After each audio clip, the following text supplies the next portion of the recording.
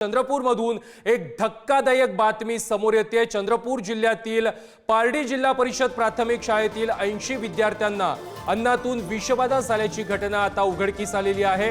आणखी आकडा वाढण्याची शक्यता देखील वर्तवली जाते।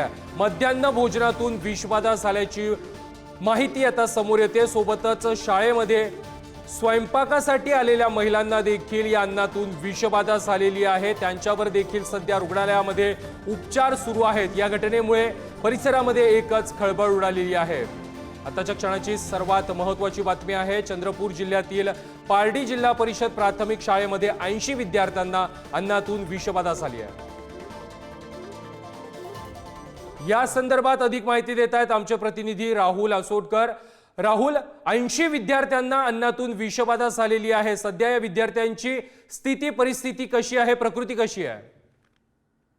प्रथमेश, सावली तालुक्यातील पारडी जिल्हा परिषद शाळा आहे आणि या शाळेमध्ये मध्यान्ह भोजनाच्या याच्यामधून विषबाधा झाल्याचा प्रकार उघडकीस आलेला आहे। आणि ही जी घटना आहे ही घटना 4 डिसेंबरची आहे। 4 डिसेंबरला उकडलेले चणे त्यात मीठ आणि तिखट टाकून मुलांना खाऊ घातले होते। त्यानंतर ते जेव्हा सायंकाळी घरी गेले त्यातील काही विद्यार्थ्यांना उलट्या, हगवण आणि तापाची लक्षणे आढळली। मात्र पालकांनी याकडे दुर्लक्ष केलं, व्हायरल फीवर असेल या बाबीकडे लक्ष दिलं नाही। मात्र दुसऱ्या दिवशी गुरुवारी जेव्हा ते विद्यार्थी शाळेत गेले त्यावेळेस त्या शाळेमध्ये तब्बल 80 विद्यार्थ्यांना सारखेच प्रकार जाणवू लागले। त्यामुळे सगळ्या प्रकारानंतर त्या विद्यार्थ्यांना 100 विद्यार्थी साधारणतः त्या विद्यार्थ्यांना तिथल्या सावली रुग्णालयामध्ये दाखल करण्यात आलं। आणि त्यानंतर त्या रुग्णालयाची स्थिती पाहता त्या ठिकाणी जागा अपुरी होती, त्यामुळे मूल येथील उपजिल्हा रुग्णालयात दाखल करण्यात आलं। साधारण 80 विद्यार्थ्यांना या ठिकाणी दाखल करण्यात आलेलं होतं। माहिती मिळत आहे की जे मध्यान्ह भोजन होतं त्यामध्ये ते निकृष्ट दर्जाचं होतं। आपल्याला मिळालेल्या माहितीनुसार हा जो पोषण आहार आहे हा 17 ऑक्टोबरला त्या शाळेला प्राप्त झालेला होता ना। तेच जे चणे आहेत ते शिजवण्यात आले आणि त्यानंतर या सर्व प्रकार झाला। या घटनेनंतर जिल्हा परिषदचे मुख्य जे सीईओ आहेत विवेक जॉन्सन यांनी त्या रुग्णालयाला भेट दिलेली आहे आणि त्यांच्याशी जेव्हा बातचीत केली तेव्हा माहिती मिळाली की आता हा सर्व विद्यार्थी धोक्याच्या पातळीच्या बाहेर आहे, त्यांची प्रकृती स्थिर आहे। आणि मात्र या संपूर्ण प्रकारामुळे आता त्या मध्यान्ह भोजनाचा जो निकृष्ट दर्जा होता तो निकृष्ट दर्जाचं जे भोजन आहे ते आता त्या सर्व गंभीर प्रकार समोर आलेला आहे। त्यातच सर्वात एक महत्त्वाची बाब अशी आहे की साधारणतः 5 विद्यार्थ्यांचा ताप अजूनही उतरलेला नव्हता। त्यातील 2 विद्यार्थ्यांना चंद्रपूर येथील जिल्हा रुग्णालयात दाखल करण्यात आलेलं होतं, तर 3 विद्यार्थ्यांना गडचिरोली येथील जिल्हा रुग्णालयात दाखल करण्यात आलेलं आहे। नक्कीच या विषबाधेनंतर या विद्यार्थ्यांवरती सध्या रुग्णालयांमध्ये उपचार सुरू आहेत। या संदर्भात बोलण्यासाठी आहार तज्ञ रश्मी फाटक आपल्या सोबत आहेत। रश्मीजी, चंद्रपूरमधून ही धक्कादायक माहिती समोर येते। चंद्रपूरमधील जिल्हा परिषदेच्या शाळेमध्ये मध्यान्ह आहारामधून 80 विद्यार्थ्यांना विषबाधा झालेली आहे। राज्यामध्ये विविध ठिकाणी अशा घटना आपण वारंवार घडताना पाहायला मिळत आहेत। कशा प्रकारची काळजी शाळांनी घेतली पाहिजे? नमस्कार। ही जी विषबाधा झालेली आहे त्याच्यासाठी शाळांनी स्वच्छता जास्तीत जास्त सांभाळली पाहिजे। अनहायजेनिक जो प्रकार होतो, जिथे स्वच्छता नीट पाळली जात नाही तिथे वेगळ्या प्रकारचे व्हायरस, बॅक्टेरिया आणि फंगस यांचे इन्फेक्शन होऊ शकतात।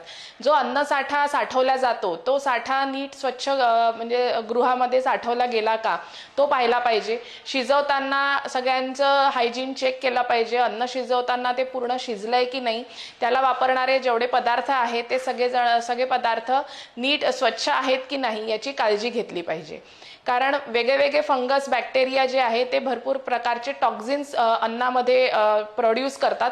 त्या टॉक्झिन्समुळे मुलांना किंवा जो अन्न शिजवतो आणि ते खातो त्यांना विषबाधा होण्याचे चान्सेस आहेत। मात्र अशी घटना समोर आल्यानंतर पहिल्यांदा काय केलं पाहिजे? कारण 80 विद्यार्थ्यांना विषबाधा झालेली आहे। सर्वांनाच याबाबतची माहिती नसते। अनेक वेळेला असं होतं की पालक दुर्लक्ष करतात, काहीतरी छोटे मोठे आजार असतील अशा वेळेला पहिल्यांदा ही घटना लक्षात आल्यानंतर काय केलं पाहिजे विद्यार्थ्यांनी आणि त्यांच्या पालकांनी? तसं तर पहिली लक्षात आल्यानंतर त्यांनी पहिले अन्नाची पण म्हणजे टेस्ट करायला हवी आणि त्यांनी स्वतःची पहिले हायड्रेशन मेंटेन करायला हवं। त्यांना उलट्या आणि जुलाब होऊ शकतात, तर त्यांनी इलेक्ट्रॉल पिणं म्हणा किंवा त्यांचं पाण्याचं प्रमाण वाढवायला हवं आणि डॉक्टरांना लवकरात लवकर संपर्क साधायला हवा। नक्कीच. मात्र आणि जे मध्यान्ह अन्नातून आहाराचा खाऊन, दर्जा याबाबत जिथे वारंवार विषबाधा होऊ प्रश्न शकते, उपस्थित त्याची केले जातात. चाचणी करायला कधी या आहारामध्ये मेलेले मृत प्राणी आढळत असतात, कधी अशा प्रकारच्या विषबाधेचे प्रकार समोर येत असतात. सरकारने याकडे कशा प्रकारे लक्ष दिलं पाहिजे, प्रशासनाने याकडे कशा प्रकारे लक्ष दिलं पाहिजे, तुम्ही काय याबाबत सल्ला द्याल?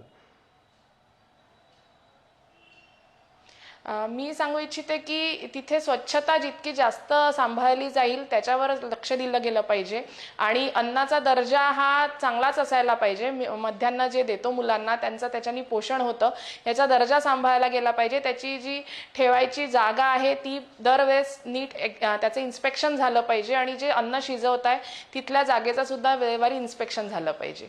जर स्वच्छता राखली गेली तर विषबाधा होण्याचे चान्सेस खूप कमी होऊन जातात. अगदी नक्कीच. आणखी एक महत्त्वाची बातमी समोर येते, तुम्ही आमच्यासोबत अशाच जोडलेल्या राहा. कोल्हापूरमधून ही महत्त्वाची बातमी आहे. कोल्हापूरमध्ये कपकेक खाऊन काही विद्यार्थ्यांना विषबाधा झालेली होती आणि यामध्ये एका बहिणीचा आणि भावाचा मृत्यू देखील झालेला होता. कोल्हापूरमध्ये 2 दिवसांपूर्वी ही घटना घडलेली होती, ज्यामध्ये कपकेक खाऊन विषबाधा झाली आणि बहीण आणि भावाचा मृत्यू झालेला होता.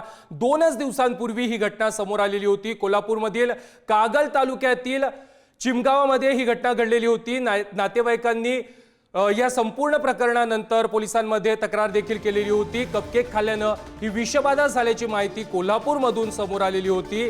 त्यानंतर आज चंद्रपूरमधून देखील धक्कादायक माहिती समोर आलेली आहे. चंद्रपूरमध्ये मध्यान्ह आहारातून 80 विद्यार्थ्यांना विषबाधा झालेली आहे. रश्मी फाटक जी, कोल्हापूरमध्ये देखील अशाच प्रकारची घटना घडलेली होती. कपकेक खाल्ला आणि त्याच्यातून विषबाधा झाली आणि या घटनेनंतर एका बहीण भावाचा मृत्यू देखील झालेला होता. हे पदार्थ खरेदी करताना कशा प्रकारची काळजी घेतली पाहिजेत? असे पदार्थ हे किती धोकादायक असतात? कपकेक जे आहे, केक हा बनतो एका ईस्टमुळे, जो एक फंगस आहे त्याला वापरूनच केक आणि बेकरी आयटम्स बनतात. पण तिथे जर स्वच्छता पाळली नाही गेली असेल तर तिथे ईस्ट सोबत दुसरे पण कोणते फंगस आहे की ज्यांनी टॉक्झिन्स प्रोडक्शन त्यांचं होतं आणि त्याच्यानी विषबाधा होऊ शकते. असं म्हणजे तिथे कंटॅमिनेशन झालं असेल तर जिथे आपल्याला चांगली माहिती आहे की जिथे स्वच्छता चांगली पाळली जाते अशा ठिकाणूनच पदार्थ विकत घ्यायचे आणि शक्यतोवर पदार्थांचं लेबल पाहून घ्यायचं की ते एक्सपायरी तर नाही झालेले आहेत. या गोष्टींची काळजी घ्यायला हवी. जिथे जास्त स्वच्छता असेल, तुमचं माहितीचं ठिकाण असेल, तिथूनच पदार्थ घ्यायचे पाहावे. नक्कीच. रश्मी फाटक जी, तुम्ही अशाच आमच्या सोबत राहा. आमचे कोल्हापूरचे प्रतिनिधी शेखर पाटील आपल्या सोबत आहेत. शेखर, कपकेक मधून विषबाधा झाल्याची घटना 2च दिवसांपूर्वी कोल्हापूरमध्ये घडलेली होती आणि यामध्ये एका बहीण भावाचा दुर्दैवी मृत्यू झालेला होता. शेखर पाटील यांच्यासोबत आमचा संपर्क तुटलेला आहे. मात्र कोल्हापूरमध्ये 2च दिवसांपूर्वी अशा प्रकारची घटना घडलेली होती. कोल्हापूरच्या कागल तालुक्यातील चिमगावामध्ये ही घटना घडलेली होती. कपकेक खाल्ल्यानं बहीण भावाचा मृत्यू झालेला होता. श्रेयांश आणि काव्या असं या दोघांचं नाव होतं. त्यानंतर आज चंद्रपूरमधून एक धक्कादायक बातमी समोर येते. मध्यान्ह आहारामधून जवळपास 80 विद्यार्थ्यांना विषबाधा झालेली आहे. या विद्यार्थ्यांवरती चंद्रपूरमधील ग्रामीण रुग्णालयांमध्ये उपचार सुरू आहेत. नक्कीच रश्मीजी, धन्यवाद तुम्ही पुढारी न्यूजशी बोलल्याबद्दल.